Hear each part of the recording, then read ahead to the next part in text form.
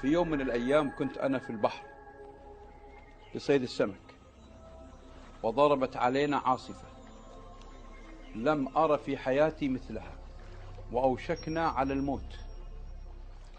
وكان معي 3 من أبنائي، كنت أراهم بعيني سيغرقون أمامي.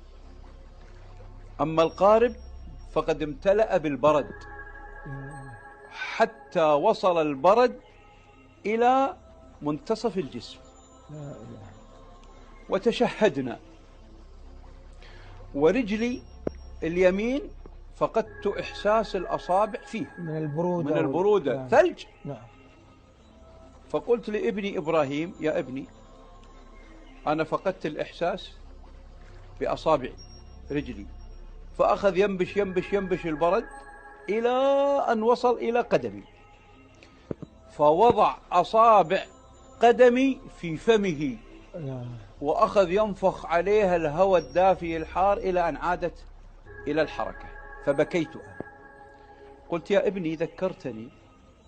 دخلت يوما على أمي وهي عجوز وفيها سكر، وقد مدت رجلها تحت الكانون اللي فيه الفحم، فاحترق إصبعها وهي لا تدري، لأن فيها سكر ما تحس ما تشعر.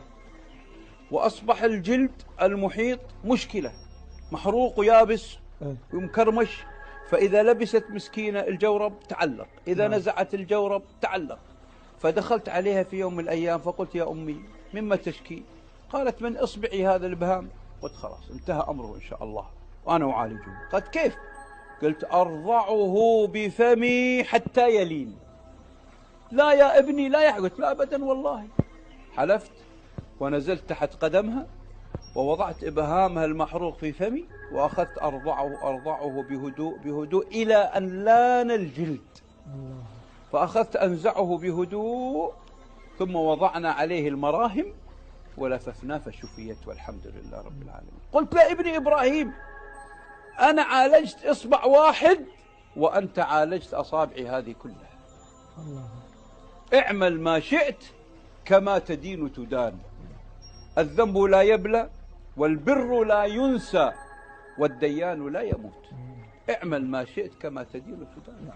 هذا أنا شاهدته بعيني، وأنقذنا الله، وهدأت العاصفة بفضل الله، ونجونا، وتحول هذا الثلج كله بعد أن وصلنا إلى المرفأ وكنا فيه إلى ماء، وخرج من القارب، والحمد لله رب العالمين.